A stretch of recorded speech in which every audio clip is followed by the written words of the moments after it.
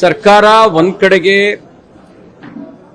ಕನ್ನಡ ಸಂಸ್ಕೃತಿ ಸಚಿವರೇ ಹೇಳ್ತಾರೆ ಸಂಘ ಸಂಸ್ಥೆಗಳಿಗೆ ಅನುದಾನ ಕೊಡೋಕೆ ನಮ್ಮ ಹತ್ರ ಹಣ ಇಲ್ಲ. 5-6 ದಶಕಗಳಿಂದ ಸಂಘ ಸಂಸ್ಥೆಗಳು ಅನುದಾನ ಪಡಿತಾ ಇದ್ದಾವೆ. ಆ ಸಂಘ ಸಂಸ್ಥೆಗಳಿಗೆ ಅನುದಾನ ಕೊಡೋ ಉದ್ದೇಶನೇ ಸಾಂಸ್ಕೃತಿಕ ಚಟುವಟಿಕೆಗಳಿಗೆ ಉತ್ತೇಜನ ನೀಡಿ ಸಂಸ್ಕೃತಿಯನ್ನ ಬೆಳೆಸಬೇಕು ಅಂತ ಹೇಳಿ, ಭಾಷೆಯನ್ನ ಜನಮನಕ್ಕೆ ಮುಟ್ಟಿಸುವ ಕೆಲಸ ಮಾಡಬೇಕು ಅಂತ ಹೇಳಿ. ಅವ್ರಿಗೆ ಕೊಡೋದಕ್ಕೆ ಇವರಿಗೆ ಅನುದಾನ ಇಲ್ಲ. ಅಷ್ಟು ಮಾತ್ರ ಅಲ್ಲ, ಅರೆಕಾಲಿಕ ಉಪನ್ಯಾಸಕರು 7 ತಿಂಗಳಿಂದ ಸಂಬಳ ಸಿಕ್ಕಿಲ್ಲ ಅಂತ ಚಳವಳಿ ಮಾಡಿದ್ರು. ಅವ್ರಿಗೆ ಕೊಡ್ಲಿಕ್ಕೆ ಇವ್ರ ಹತ್ರ ಹಣ ಇಲ್ಲ. ಹಾಲು ಉತ್ಪಾದಕರಿಗೆ 656 ಕೋಟಿ ರೂಪಾಯಿ ಬಾಕಿ ಉಳಿಸ್ಕೊಂಡಿದ್ದಾರೆ, ಅವರಿಗೆ ಕೊಡ್ಲಿಕ್ಕೆ ಇವ್ರ ಹತ್ರ ಹಣ ಇಲ್ಲ. ಆಶಾ ಕಾರ್ಯಕರ್ತರು ಚಳವಳಿ ಮಾಡಿದ್ರು, ಅಂಗನವಾಡಿ ಶಿಕ್ಷಕಿಯರು ಚಳವಳಿ ಮಾಡಿದ್ರು, ಅಂಗನವಾಡಿ ಸಹಾಯಕಿಯರು ಚಳವಳಿ ಮಾಡಿದ್ರು. ಇವ್ರ ಬಗ್ಗೆ ವಾಗ್ದಾನ ಕೊಟ್ಟಿದ್ರು ಚುನಾವಣಾ ಪೂರ್ವದಲ್ಲಿ, ನಿಮ್ಮ ಬೇಡಿಕೆಯನ್ನು ಈಡೇರಿಸ್ತೇವೆ ಅಂತ ಹೇಳಿ. ಆದ್ರೆ ಅವ್ರಿಗೆ ಕೊಡ್ಲಿಕ್ಕೆ ಇವ್ರ ಹತ್ರ ಹಣ ಇಲ್ಲ. ಆದರೆ ಕಾಂಗ್ರೆಸ್ ಕಾರ್ಯಕರ್ತರಿಗೆ ಕೊಡ್ಲಿಕ್ಕೆ ಇವ್ರ ಹತ್ರ ಹಣ ಇದೆ. ತೆರಿಗೆ ಏರಿಸಿ ಜನಸಾಮಾನ್ಯರ ಬದುಕನ್ನ ದುಸ್ತರಗೊಳಿಸಿ ಬೆಲೆ ಏರಿಕೆಯ ಬರೆಯನ್ನ ಹಾಕಿ ಕಾಂಗ್ರೆಸ್ ಕಾರ್ಯಕರ್ತರಿಗೆ ಮೆರೆಸುವ ಕೆಲಸವನ್ನ ಮಾಡ್ತಾ ಇದ್ದಾರೆ. ನಾನು ಹೇಳಕ್ ಬಯಸ್ತೇನೆ, ನಿಮ್ಮ ಪಾರ್ಟಿ ಜನರ ಸೇವೆ ಮಾಡ್ಲಿಕ್ಕಿರೋದ, ಜನರ ಸೇವಿಂಗ್ ಮಾಡ್ಲಿಕ್ಕಿರೋದ? ಜನರನ್ನ ಬೋಡ್ಸಕ್ಕಿಲ್ಲ ಅನ್ನೋದಾದ್ರೆ ಸರ್ಕಾರ ದುಡ್ಡು ಯಾಕ್ರಿ ಕೊಡ್ತೀರಿ? ಜನರ ತೆರಿಗೆ ಹಣನ ಯಾಕ್ರಿ ಕೊಡ್ತೀರಿ? ನೀವು ನಿಮ್ಮ ಕಾಂಗ್ರೆಸ್ ಪಾರ್ಟಿಯ ಹಣ ಕೊಡಿ. ಕಾಂಗ್ರೆಸ್ ಕಾರ್ಯಕರ್ತನಿಗೆ ನೀವೇನ್ ಕಲಿಸ್ತಾ ಇದ್ದೀರಿ? ಜನರ ತೆರಿಗೆ ಹಣದಲ್ಲಿ ನೀವು ಮೋಜು ಮಸ್ತಿ ಮಾಡೋದು ಕಲಿಸ್ತಾ ಇದ್ದೀರಾ?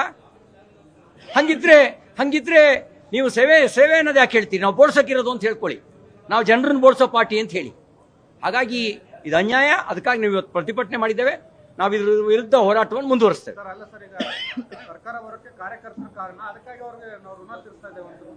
ಸರ್ಕಾರ ಬರಕ್ಕೆ ಕಾರ್ಯಕರ್ತರು ಕಾರಣ ಅನ್ನೋದಿದ್ರೆ ಇವ್ರು ಲೂಟಿ ಹೊಡಿತಾ ಇದಾರಲ್ಲ, ಇವ್ರ ಜೋಬಿನ ದುಡ್ಡು ಕೊಡ್ಲಿ. ಹಗರಣ ಮಾಡಿ ಲೂಟಿ ಹೊಡಿತಾ ಇದಾರಲ್ಲ, ಆ ಜೋಬಿನ ದುಡ್ಡು ಕೊಡ್ಲಿ. ಜನರ ತೆರಿಗೆ ಹಣವನ್ನ ಹಂಚೋದಕ್ಕೆ ನಿಮ್ಗೆ ಯಾವನ್ರಿ ಅಧಿಕಾರ ಕೊಟ್ಟಿದ್ದು? ಜನ ನಿಮ್ಗೆ ಒಂದ್ ಕಡೆ ಬೆಲೆ ಏರಿಕೆ ಮಾಡ್ತೀರಿ, ನಿಮಗೆ ಗಾಳಿಗೊಂದು ತೆರಿಗೆ ಹಾಕಿಲ್ಲ. ಆ ಹಿಮಾಚಲ್ ಪ್ರದೇಶದಲ್ಲಿ ಟಾಯ್ಲೆಟ್ಗೂ ಟ್ಯಾಕ್ಸ್ ಹಾಕಿದಂತ ಪಾರ್ಟಿ ಇದು ಕಾಂಗ್ರೆಸ್. ಇದು ಅಯೋಗ್ಯ ಪಾರ್ಟಿ ಕಾಂಗ್ರೆಸ್ ಪಾರ್ಟಿ. ನೀವೀಗ ಜನರ ದುಡ್ಡಲ್ಲಿ ನಿಮ್ ಕಾರ್ಯಕರ್ತರು ಯಾಕ್ರಿ ಮೋಜಿ ಮಸ್ತು ಮಾಡ್ಬೇಕು? ನಿಮ್ ದುಡ್ಡು ಕೊಡ್ರಿ. ಮತ್ ನೀವು ಸೇವೆಗಾಗಿ ಇರುವ ಪಾರ್ಟಿ, 135 ವರ್ಷಗಳ ಇತಿಹಾಸ ಇರೋ ಪಾರ್ಟಿ ಮಹಾತ್ಮ ಗಾಂಧಿ ಇದನ್ನ ಹೇಳ್ಕೊಟ್ಟಿದ್ದು. ಜನರ ತೆರಿಗೆಯಲ್ಲಿ ಲೂಟಿ ಹೊಡೆಯೋದನ್ನ ಹೇಳ್ಕೊಟ್ಟಿದ್ದೇನ್ರಿ ಮಹಾತ್ಮ ಗಾಂಧಿ? ನಾಚಿಕೆ ಆಗಲ್ಲ ನಿಮ್ಗೆ? ಉಪ್ಪಿನ ಮೇಲೆ ತೆರಿಗೆ ಹಾಕಿದ್ದಕ್ಕೆ ಹೋರಾಟ ಮಾಡಿದ ಆ ನಾಯಕ ಎಲ್ಲಿ? ನಿಮ್ಮಂತ ಅಯೋಗ್ಯರಲ್ಲಿ ಎಷ್ಟು ದಿನ ನಡೆಯುತ್ತ ಅಹಂಕಾರ? ಎಷ್ಟು ದಿನ ಇರುತ್ತೆ ಇವ್ರ ಅಧಿಕಾರ? ಒಂದಿನ ಎಲ್ಲದಕ್ಕೂ ಬೆಲೆ ತೆರಲೇಬೇಕಾಗುತ್ತೆ. ಜನ ನೋಡ್ತಿದ್ದಾರೆ. ಅಹಂಕಾರದ ಮಾತುಗಳಿಗೆ ಜನ ಉತ್ತರ ಕೊಡ್ತಾರೆ.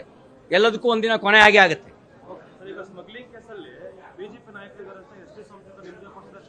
ಹೂ is S T Somashekar? Which party he is? ಅವ್ರು ಕೇಳ್ರಿ, ನೀ ಯಾವ ಪಾರ್ಟಿಲಿ ಇದೀಯಾ ಅಂತ. ತಾಂತ್ರಿಕವಾಗಿ ಬಿಜೆಪಿ ಇರಬಹುದು, ಭಾವನಾತ್ಮಕ ಸಂಬಂಧ ಇಲ್ಲದೆ ಇರೋನು ಇದ್ರು ಒಂದೇ, ಇಲ್ಲದೆ ಇದ್ರು ಒಂದೇ. ಇಂಥ ರಾಜಕಾರಣಕ್ಕೆ ಏನ್ ಹೇಳ್ತಾರೆ ಅನ್ನೋದನ್ನ ಡಿಕ್ಷನರಿನಲ್ಲಿ ಹಲವಾರು ಅರ್ಥಗಳಿದಾವೆ. ನೋಡಿ, ಎಲ್ಲದಕ್ಕೂ ಒಂದು ಕೊನೆ ಇರುತ್ತೆ. ಇದಕ್ಕೂ ಕೊನೆ ಇದೆ. ಅವ್ರು ಏನ್ ಹೇಳ್ತಾ ಇದ್ದಾರೆ ಎಸ್ ಟಿ ಸೋಮಶೇಖರ್? ತಾಕತ್ತಿದ್ರೆ ಹೆಸರು ಹೇಳಿ, ಯಾರಿದ್ದಾರೆ ಅಂತ ಹೇಳಿ. ಒಂದು ಸಾರ್ವಜನಿಕ ಚರ್ಚೆಯಲ್ಲಿ ಇರೋದು ಬಿಜೆಪಿ ನಾಯಕರ ಬಗ್ಗೆ ಅಲ್ಲ, ಸಾರ್ವಜನಿಕ ಚರ್ಚೆ ಇರೋದು ಈ ಸರ್ಕಾರದ ಪ್ರಭಾವಿ ಸಚಿವರು ಇದ್ದಾರೆ ಅಂತ ಸಾರ್ವಜನಿಕ ಚರ್ಚೆ ಇರೋದು. ಪ್ರೋಟೋಕಾಲ್ನ ಬಿಜೆಪಿ ನಾಯಕರು ಹೇಳಿ ಕೊಡ್ಸಕ್ಕಾಗತ್ತೇನ್ರಿ? ಈಗ ಯಾವ ಪಾರ್ಟಿ ಇದೆ ಈಗ ಅಧಿಕಾರದಲ್ಲಿ ಯಾವ ಪಾರ್ಟಿ ಇದೆ? ನಾವು ಹೇಳಿ ಕೊಡ್ಸಕ್ಕಾಗತ್ತಾ?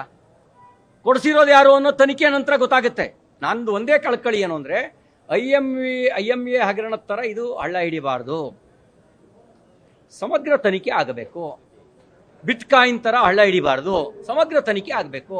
ಇವೆಲ್ಲ ಕೆಲವೆಲ್ಲ ಏನಾಗ್ತವೆ, ಬಹಳ ಮುಂಚೆ ಸೌಂಡ್ ಮಾಡ್ತವೆ, ಆಮೇಲೆ ಸೌಂಡ್ಲೆಸ್ ಆಗ್ಬಿಡ್ತವೆ. ಹಂಗಾಗಿ ಇದು ಬರೀ ಸೌಂಡ್ ಮಾಡಿ ಹೋಗ್ಬಾರ್ದು. ತಮಾಷೆ ಮಾತಲ್ರಿ. 15 kg ಚಿನ್ನನ ತಗೊಂಡು ಬರೋದು, ಪ್ರೋಟೋಕಾಲಲ್ಲಿ ಕರ್ಕೊಂಡ್ಬರೋದು ಅಂತ ಹೇಳಿದ್ರೆ ಕಳ್ಳರದೇ ರಾಜ್ಯ ಆದಂಗೆ ಆಯ್ತಿದು. ಸಂಪನ್ನರಿಗೆ ಎಲ್ಲಿ ಬೆಲೆ ಇದೆ? ನ್ಯಾಯವಾಗಿ ಪ್ರಾಮಾಣಿಕವಾಗಿ ವ್ಯವಹಾರ ಮಾಡೋನಿಗೆ ಏನು ಗೌರವ ಇದೆ? ಈ ಕಳ್ಳರದೇ ರಾಜ್ಯ ಆಗುತ್ತೆ. ಹಾಗಾಗಿ ಎಸ್ ಟಿ ಸೋಮಶೇಖರ್, ನಿಮ್ಮನ್ನ ಗೆಲ್ಸಿರೋದು ಬಿಜೆಪಿಯ ಕಾರ್ಯಕರ್ತರು, ಬಿಜೆಪಿಯ ಮತದಾರರು. ನಿಮಗೆ ಬಿಜೆಪಿ ವಿರುದ್ಧ ಮಾತಾಡಬೇಕು ಅಂತಿದ್ರೆ ನಿಮಗೆ ಸ್ವತಂತ್ರ ಇದೆ. ಪಕ್ಷಕ್ಕೆ ರಾಜೀನಾಮೆ ಕೊಟ್ಟು ರಾಜಮಾರ್ಗ ತಳಿರಿ. ಅದು ಬಿಟ್ಟು ಈ ರೀತಿ ಅಡ್ಡಗೋಡೆ ಮೇಲೆ ದೀಪ ಇಟ್ಟಂಗೆ ಯಾಕೆ ಮಾತಾಡ್ತೀನಿ? ನಾನು ನನ್ನದೇ ನಿರ್ಣಯ ಆಗದಾಗಿದ್ರೆ ಬೇರೆ ಕತೆ ಆಗ್ತಿತ್ತು.